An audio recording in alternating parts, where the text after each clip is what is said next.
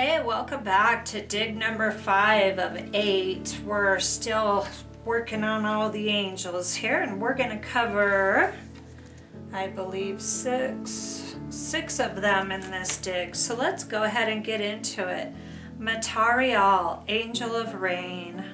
I'll let you take a moment.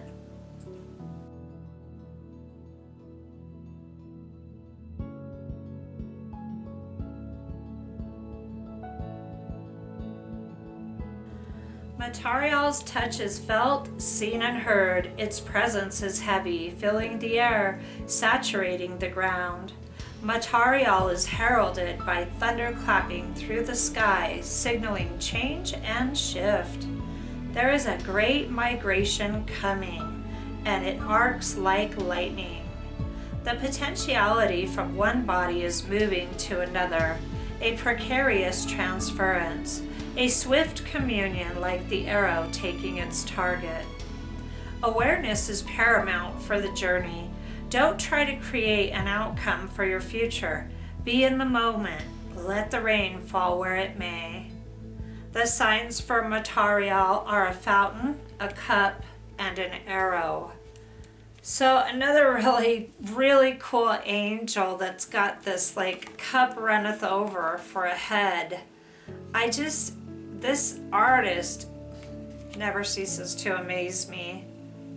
We've got this giant drop of white light liquid at the top raining down through the head and onto the hands and down into the world. Very magical card.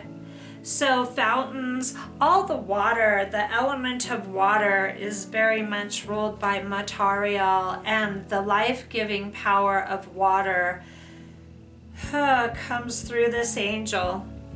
And the arrow part of this, I love to aim for what I want and then just take the little steps. This is the card of right now. So we set a goal, and then we let the goal be out here, and then we move back to where we are, and we begin to create steps to fill the gap between here and the end game. So material very much can help us with, stay the course by staying in the step that you're taking right at this time. So let's go ahead and move on to the next.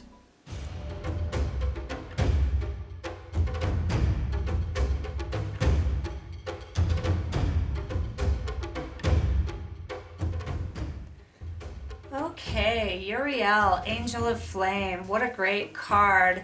This card is so intense looking, and what an intense looking angel. Here we go. Wild and unwieldy. Restraint is unthinkable. Uriel cannot be bound. The flames peel back the dark like silken fabric. The heat licks the edge of your awareness, and as you turn to meet it, you are consumed. The rhythms of heat and passion and flesh fill your mind. It comes over you like a wave, pressing your consciousness into your body. You can no longer think, you can only feel. Sensations tremble through your being. Uriel knows nothing but yearning. Look into the balefire of Uriel, and it will expose your heart and leave you writhing in desire. The signs of Uriel are a brazier, a stallion, and a tongue. Okay, so Uriel, the angel of passion, the angel of pure, unleashed power. Something you really want bad in life. Uriel tells us, go for it. Now, I would not be cool with running people over in the process of it, but to be more aggressive with ourselves and not let ourselves stop, just be completely unrelenting and forward moving to go after that which we want in life, because persistence does win. And this is a card of persistence, among other things. This is also a card of physical pleasure, the anticipation of physical pleasures. A bra is one of the signs of Uriel, so that speaks to the physical. A stallion, that speaks of pure power, right? And a tongue, that speaks of speaking, among other things. Let's move on.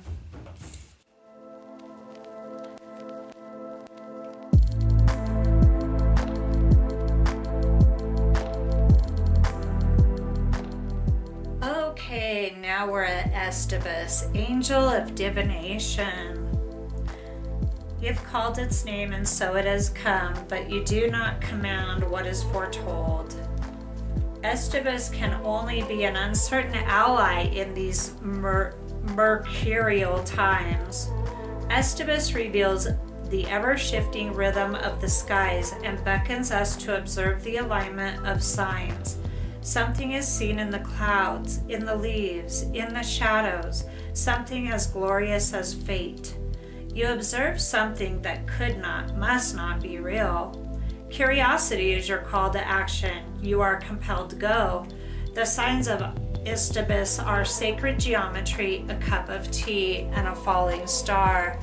So I love this card so much, and one of my favorite tools of divination are oracle cards, and it's really kind of a neat little thing that Estavez shows up as an oracle in the deck. She's holding a long staff with tuning, it looks like tuning forks on the end. So this really speaks to me about getting in the vibration of what I want and moving through discoveries and realizations and new learnings in life, staying long enough to gain the information and retain it, and then keep flowing through that rhythm of life and that rhythm of creation and that rhythm of allowing all of those messages from the universe to come through to us, and constantly vibrating at a higher level, which allows these open lines of communication to happen at a very powerful level.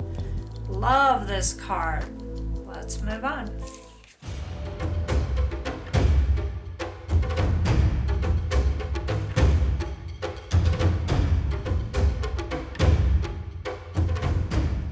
Sammy Keel, Angel of Vengeance. This is a pretty wicked looking angel here, definitely. Got the double-edged sword with a really sharp handle to boot, and then like a really kind of a creepy off-center, completely dream catcher behind Sammy Keel's head, and then a hole straight through with red ribbon and red wings and red feathers all throughout this angel. Very formidable character, really impressive to me. I've met with this guy a time or two on my path. Okay, when the time comes, we all call its name. It is never the instinct in our throat when we seek retribution. We choke on it even as we languish in every syllable. But those who call on Sammy Keel without cause will have harm fall back upon them threefold. It is the way of Sammy Keel's sword, cutting in both directions. While we will gird our fragile hearts against being hurt, pain will make its attempts on us by any means necessary. It is in our soul to survive at all cost, even if it means violence. Try to resist the urges of your barbed heart. Sammy Keel knows not forgiveness.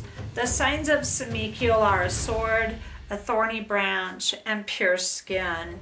So my take on this card is a real deep need for revenge and a real deep anger for being wronged. And I've experienced both of those things, but not to the degree that a lot of people have. And this has been a destroyer of lives right here, entertaining this wanting to live in anger and hatred. I know because I did it for a lot of years, and it's exhausting to constantly be looking for a fight, always feeling wronged or whatever by the world.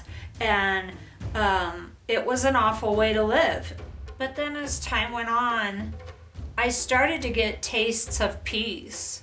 And I really like peace. And I started getting more and more of it in my life. And so I started behaving more peacefully.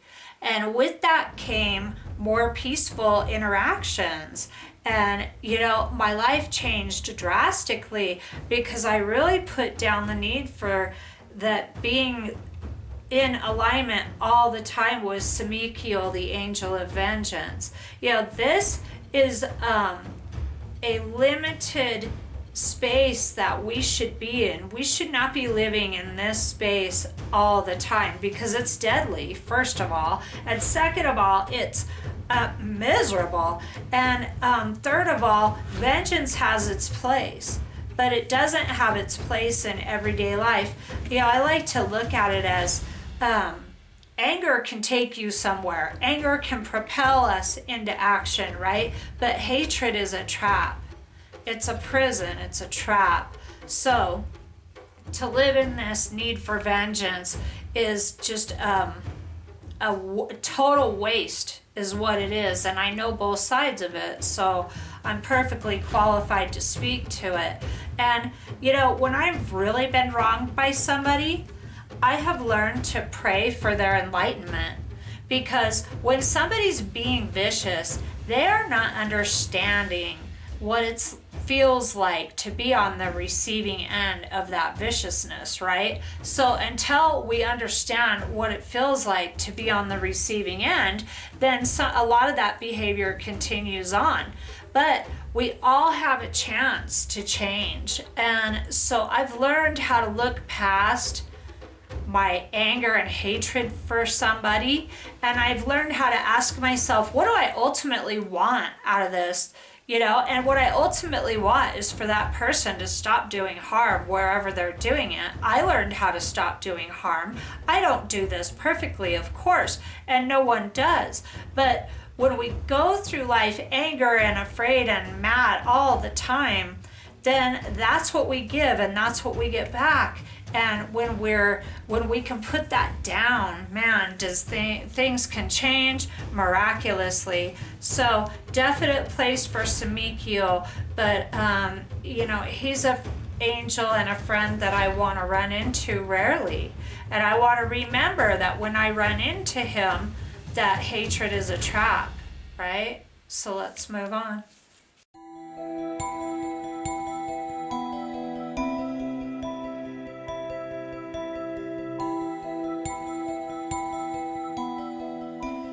Okay, is Rafael, Angel of Song. What a gorgeous card this is too. She's really spectacular with this molten metal head that goes up and the flames coming out and the long horn. Really powerful card. Israfel, the herald that will call the coming of end times. Israfel is a presence, a beacon, a warning. Heated judgment is upon us. The horn that blows the final call rests against the flesh of Israfel's lips, if even it is flesh. Israfel is both melody and the cacophony of existence. Songs can be soft and warm, especially when they end. Under the serene score of creation, the danger of total destruction is hidden. Beyond that destruction may be a new beginning. You must consider the implications of your actions seriously. Choose your steps wisely as you dance upon the cinder-soft earth. And the signs for Israfel are a horn, the setting sun, and a flame. What a powerful card to bring the transcendence qualities of music into our lives on a daily basis. I know it has nothing to do with the meaning of the card, but that's what it means to me. Israfel to me is about living life to the fullest and bringing in all of those elements that improve our lives, that make our lives more powerful while we are here. And to know that when we do come to the end of our song and our life that we lived fully. And when we come to the end of a life of a project that's been completed or anything like that, anything that we've been working on, and to have that completion cycle come around, I think is cause for celebration. So I see something quite different than the meaning of the card, and that's totally cool. It's your intuition. That's what I love so much about these decks, is you can learn the artist's meaning and the artist's intention, but at the same time, when you look at it and you let it speak to you while you're looking at it, then you get your own heart's interpretation and your own mind's interpretation of the card, what it means to you. So I love that about Oracle. On to the next we go.